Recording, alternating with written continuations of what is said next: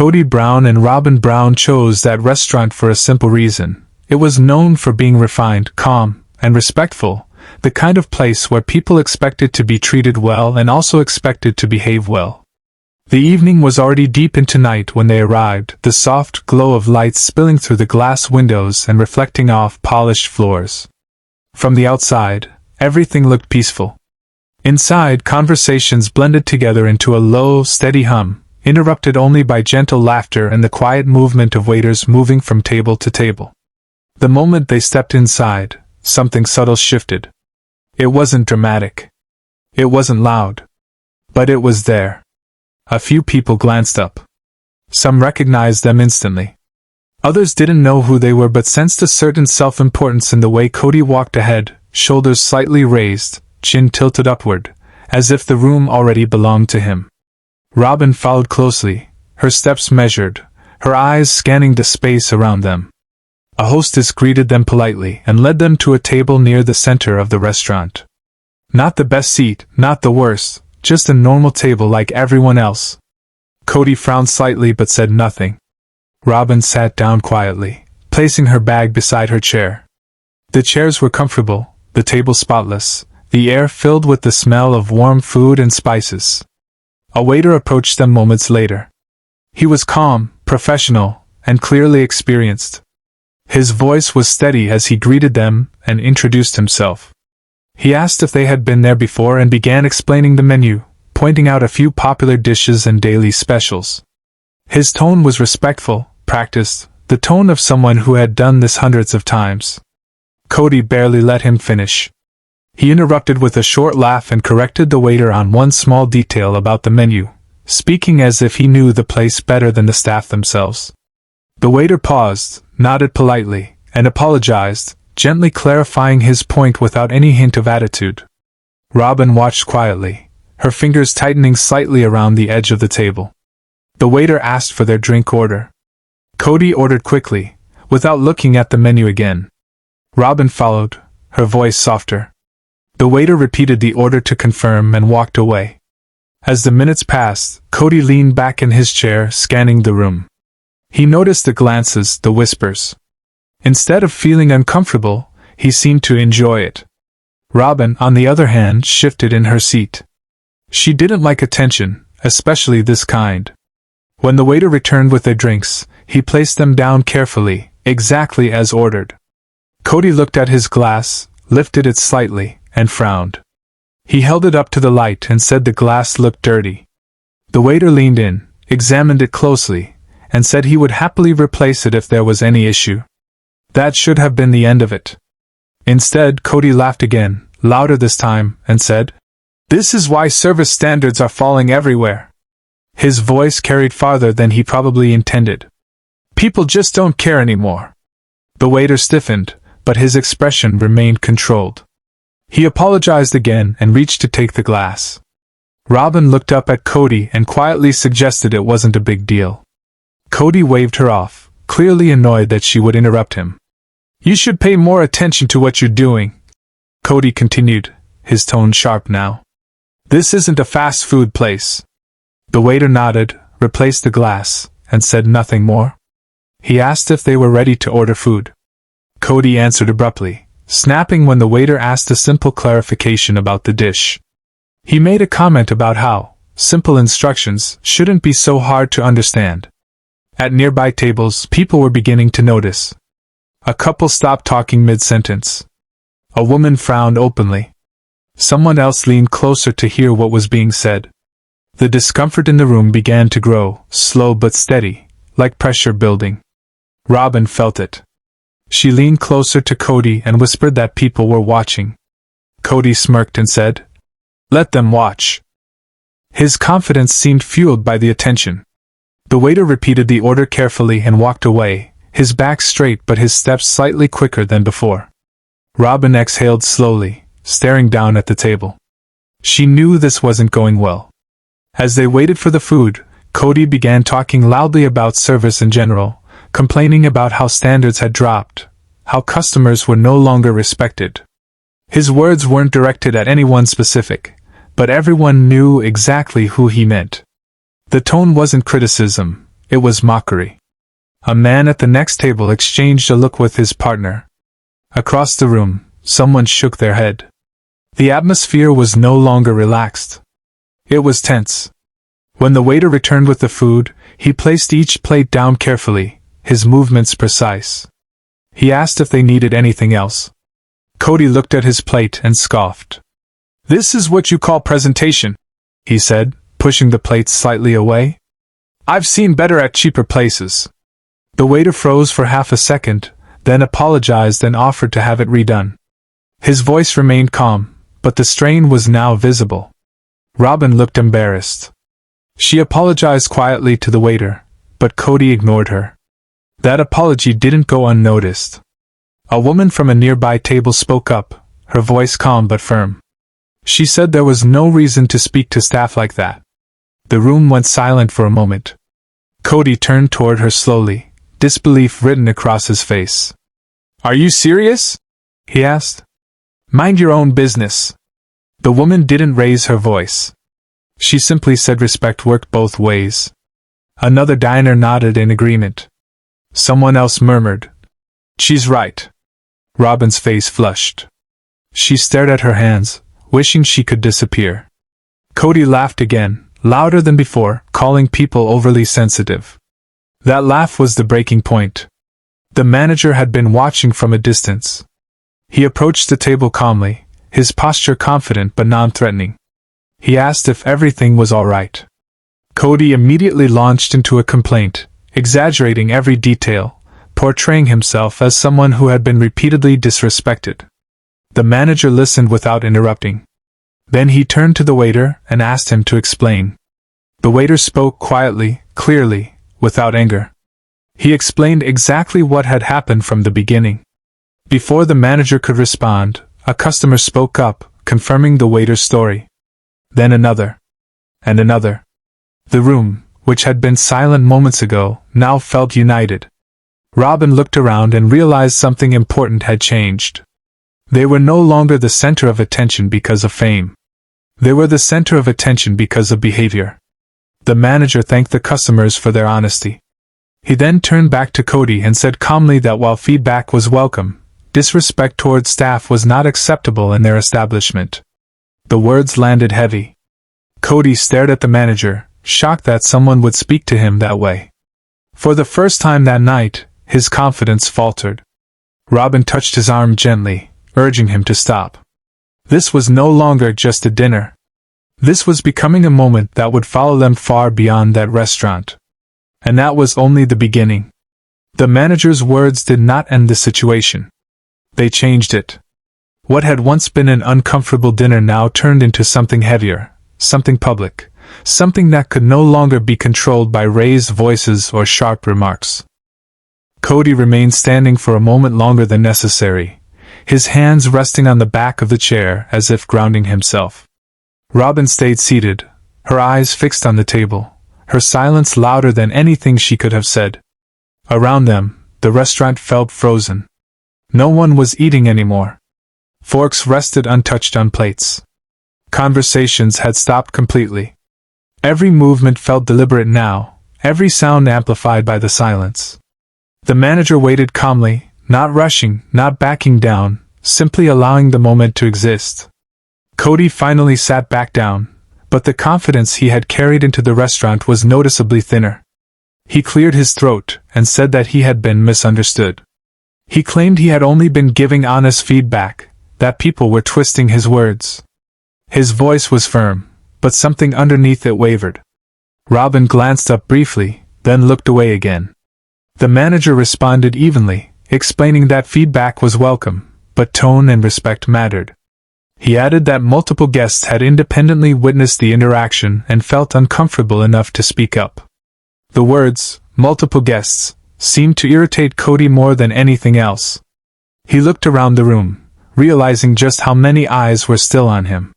One customer crossed his arms. Another shook their heads slowly. No one looked impressed. Kody attempted a half smile, the kind meant to lighten the mood, but it failed. He said people were too quick to judge public figures, that scrutiny followed him everywhere. Instead of sympathy, the comment drew quiet disapproval. Someone near the back muttered that being known didn't excuse bad manners.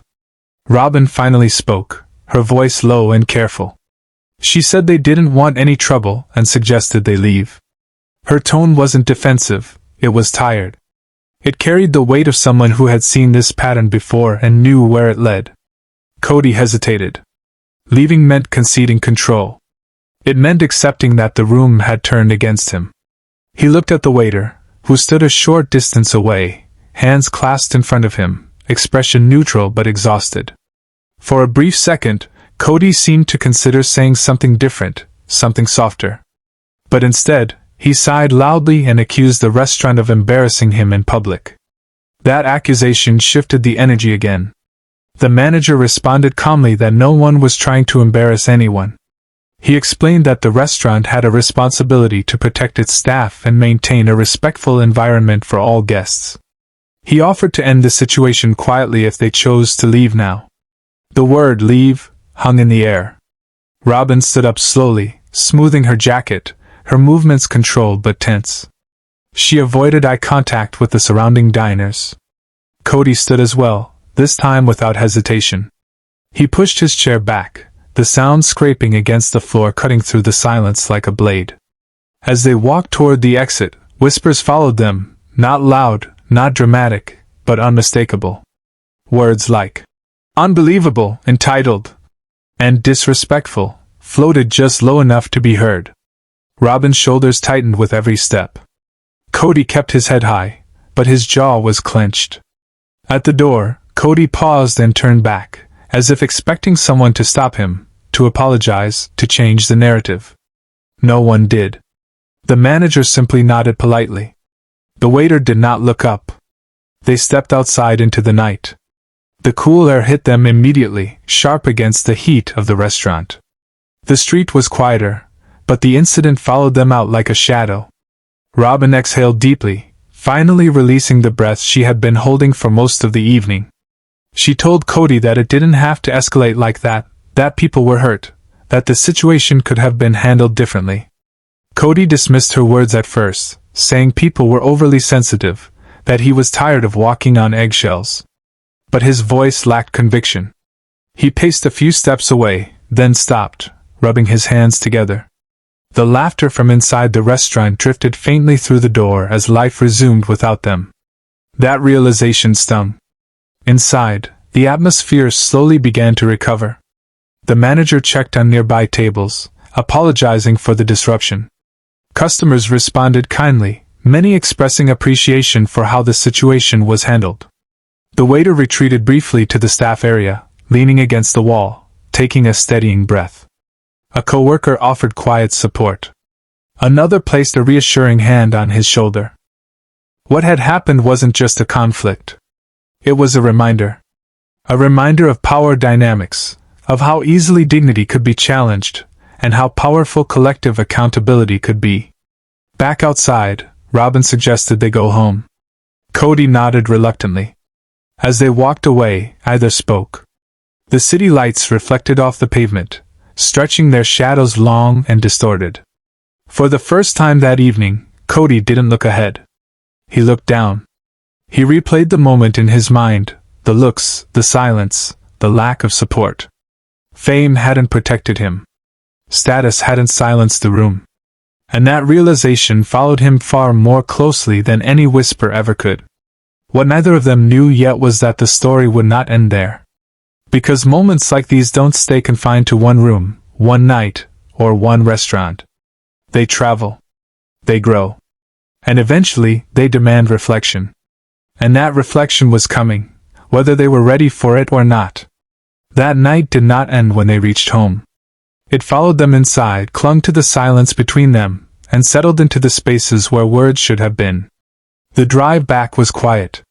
Not the peaceful kind of quiet, but the heavy kind, the kind that presses against the chest and makes even familiar streets feel distant. Streetlights passed one by one, their glow briefly illuminating faces that refused to look at each other. Kody Brown kept replaying the scene in his mind, though he would never admit it out loud. The looks. The silence. The way the room had turned against him without shouting, without aggression, without fear. That was what unsettled him most. He had faced criticism before. He had faced judgment. But this had been different. This had been quiet, collective, undeniable. Robyn Brown sat beside him, hands folded tightly in her lap. She wanted to speak. She wanted to explain how it felt from her side of the table, how the eyes of strangers had burned into her skin, how embarrassment had slowly turned into something deeper, something closer to sadness. But she knew Kody well enough to recognize the fragile state he was in. Words spoken too soon would only harden his defenses. When they finally stepped inside their home, the silence deepened. The door closed behind them with a soft click that felt louder than it should have. Kody dropped his keys onto the table harder than necessary and walked away without looking back.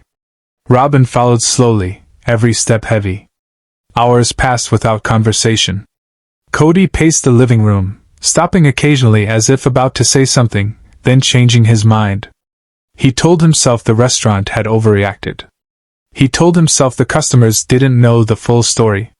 He told himself he had been unfairly judged. But beneath those thoughts, something else stirred. A memory surfaced, brief, unwanted. The waiter's face. Not angry. Not defensive. Just restrained. Controlled. Humiliated. Kody pushed the thought away immediately. He didn't want to sit with it. Sitting with it would mean acknowledging something uncomfortable. Robyn finally broke the silence. She didn't accuse. She didn't criticize. She simply said that the way people had looked at them had scared her. That the room had felt cold, not hostile, but distant. That distance, she explained, was worse than anger. Kody scoffed at first, brushing it off. He said people loved to judge, loved to tear others down. But his voice lacked heat. It sounded rehearsed, like an argument he'd already had with himself multiple times. Robyn asked him quietly if he remembered the moment no one defended them. That question lingered. Days passed, but the incident refused to fade. Online, subtle mentions began appearing. No names at first. Just stories. Saw a public figure treat a waiter terribly tonight. Some people really think status puts them above basic respect. Comments followed. Agreement piled on agreement. People shared their own experiences of working service jobs, of being spoken down to, of swallowing humiliation for the sake of professionalism. Kody read them in silence. He told himself they weren't about him. But deep down, he knew better. The details were too familiar. The timing too perfect. The discomfort too personal. Robyn avoided social media entirely. Instead, she focused inward. She questioned her own silence that night. She wondered if speaking sooner could have changed the outcome. She wondered how many times she had smoothed over moments like that, how often she had absorbed discomfort to keep peace. The realization weighed on her. One evening, Kody finally spoke honestly, not defensively, not loudly. He admitted that what bothered him most was not being challenged, but being dismissed. Being judged without explanation. Being watched as if he were just another man capable of being wrong. That admission surprised even him. Robyn listened carefully. She didn't rush to respond. When she finally did, she said something simple, that respect wasn't about being known. It was about being human. Those words hit harder than any public criticism. Kody began to reflect, not all at once, not willingly, but in fragments. He remembered how easily he had laughed at the waiter. How natural it had felt to assert control in that moment. How familiar that pattern was. The realization unsettled him more than anger ever could. He didn't apologize publicly. Not yet. Pride still stood in the way. But something inside him shifted. The certainty he once carried cracked, just slightly, enough to let doubt seep in. Meanwhile, the restaurant continued its routine. The waiter returned to work, greeted by familiar faces, supported quietly by co-workers. Customers treated him with extra kindness, small gestures of solidarity that meant more than they realized. Life moved forward, but the lesson remained. For Robyn, the incident became a turning point. She resolved to speak sooner, to no longer mistake silence for peace. She understood now that silence often protected the wrong things. For Kody, the reckoning was slower, more painful. Ego doesn't collapse in a single moment. It erodes. And erosion takes time. The night at the restaurant had exposed something neither of them could ignore anymore, not to the public, but to themselves. And the hardest part wasn't being called shameless. It was realizing that, for a moment, the room might have been right. That realization would shape every step that followed. The days after the incident did not explode into chaos. They unfolded quietly, which somehow made everything worse. Silence, Kody discovered, had a way of magnifying thoughts instead of burying them. Every morning began the same way, routine, familiar, predictable, but underneath that surface, something felt permanently unsettled. Kody Brown found himself increasingly irritated by small things. A delayed response. A misunderstood comment. A neutral look that felt judgmental even when it wasn't. He didn't connect it immediately to the restaurant incident, but the connection was there, threading through his reactions like an invisible wire. Robyn Brown noticed the change before he did. She noticed how quickly his patience wore thin. How often he replayed conversations aloud, correcting people who weren't there. How he framed himself as misunderstood, even in moments where no one had accused him of anything. She chose her words carefully now. Every sentence felt like it carried weight.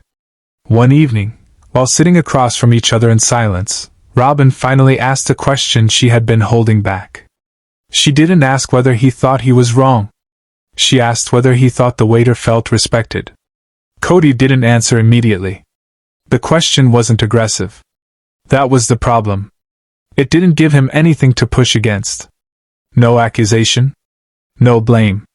Just a quiet invitation to imagine the situation from the other side. He shrugged it off at first, saying the waiter was doing his job and professionals should expect criticism. But even as he spoke, the words sounded thin. Rehearsed. Defensive. Robyn didn't argue. She simply said that professionalism shouldn't require humiliation. That sentence stayed with him longer than he expected. Over the next week, the story continued to spread, not dramatically, not virally, but steadily.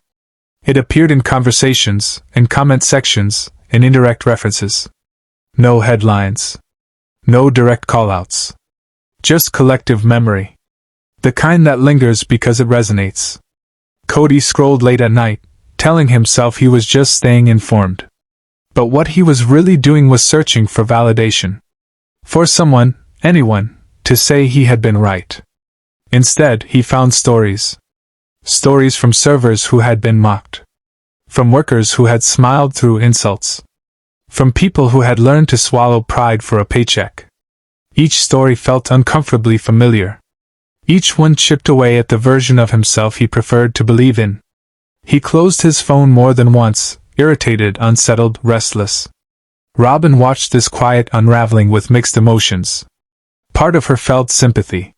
She knew how deeply Kody tied his identity to being respected, being listened to, being acknowledged.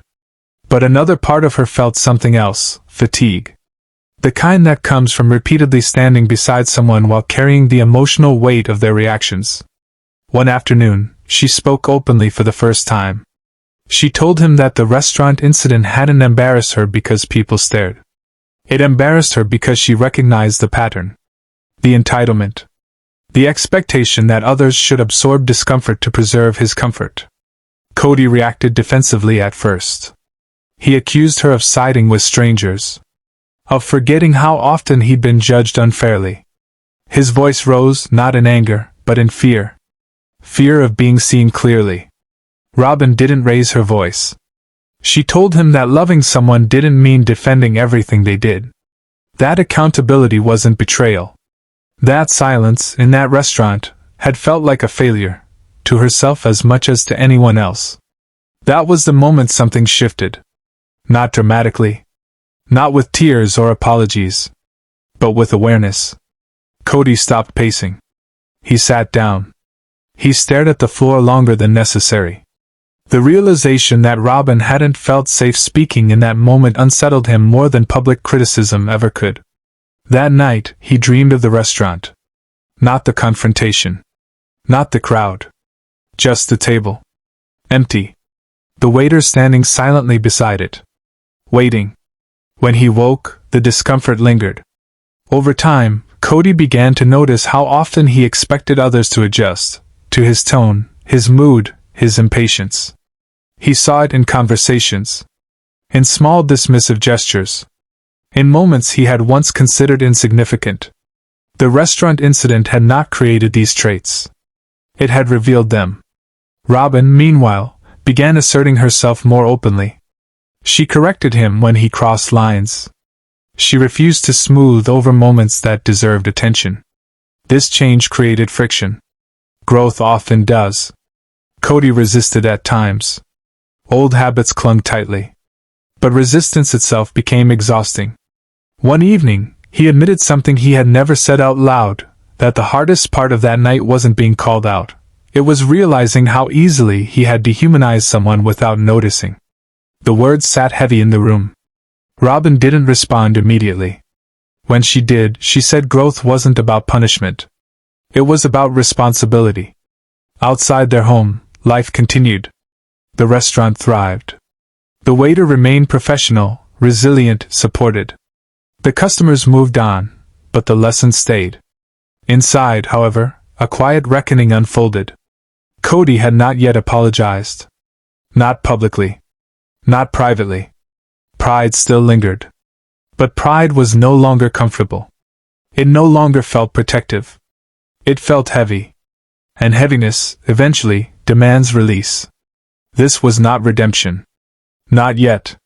This was the long, uncomfortable middle, where excuses fade, defenses crack, and self-reflection becomes unavoidable. And the most difficult confrontation still waited ahead. The turning point did not come with an announcement, an apology letter, or a public statement. It came quietly, in the form of exhaustion. The kind that settles in after resistance has drained every ounce of energy. For weeks, the incident had lived in the background of everything, shaping conversations, silences, and reactions. Now, it demanded resolution. Kody Brown woke up one morning with a clarity that surprised him. It wasn't forgiveness he sought, and it wasn't validation. It was relief. The constant internal defense had become unbearable. Carrying the belief that everyone else was wrong required effort he no longer had. He sat alone, replaying the moment again, but this time without anger. Without justification. Just observation. He saw himself not as a victim, not as a public figure under scrutiny, but simply as a man sitting at a table, speaking down to someone who could not speak back without consequences. That image was impossible to reframe. For the first time, he did not look away. Robyn Brown noticed the shift immediately. The defensiveness was gone. The pacing had stopped. When he spoke, he didn't argue. He reflected. He admitted that he had confused authority with worth, criticism with superiority, silence with acceptance. Robyn listened without interrupting. This time, she didn't feel the need to prepare for emotional fallout. The weight had already dropped. Kody admitted that the hardest realization was understanding that the crowd hadn't turned on him because they hated him. They turned because they recognized something they had all seen before. Power used casually. Dignity dismissed easily. Humanity overlooked. That understanding hurt, but it also grounded him. Days later, without cameras, without announcements, without witnesses, he returned to the restaurant alone. Not to reclaim pride. Not to defend himself. But to close a loop that had been left open. The restaurant was quieter than before. Familiar but not charged. The same walls. The same tables. Different energy. He asked to speak with a manager. Not to complain. To explain why he was there. When the waiter appeared, Kody stood. Not out of performance, but instinct. He spoke simply. He did not justify. He did not explain context. He acknowledged harm. He apologized without conditions. The waiter listened. He did not react dramatically. He nodded once. He accepted the apology, not as absolution, but as closure. That acceptance was enough. Kody left lighter than he arrived. Back home, Robyn saw the difference. Not relief. Responsibility. A quieter presence. A softer awareness. Growth that did not ask to be praised. They spoke openly that night, not about blame, but about patterns. About how easily respect erodes when unchecked. About how silence, even when meant to keep peace, can enable harm. Robyn admitted that her own growth came from recognizing her role, not as a shield, but as a voice. She no longer wanted to disappear in moments that mattered. Kody accepted that accountability did not diminish him. It refined him. The public never received a full explanation. They didn't need one. The lesson had already been shared. Not through statements, but through behavior. Inside the restaurant, life continued. The waiter carried on with his work. Customers came and went. But something remained, a quiet understanding that dignity is not negotiable, and respect does not depend on status. For Kody, the incident became a marker. Not of shame, but of change. A reminder that character is revealed most clearly in how we treat those who cannot challenge us. For Robyn, it became a boundary. One she would no longer cross in silence. And for everyone who had witnessed that night, spoken up, or stayed quiet but felt the discomfort, it became proof that accountability does not require power. Only courage. The story did not end with applause. It ended with awareness. And sometimes, that is the most honest ending of all.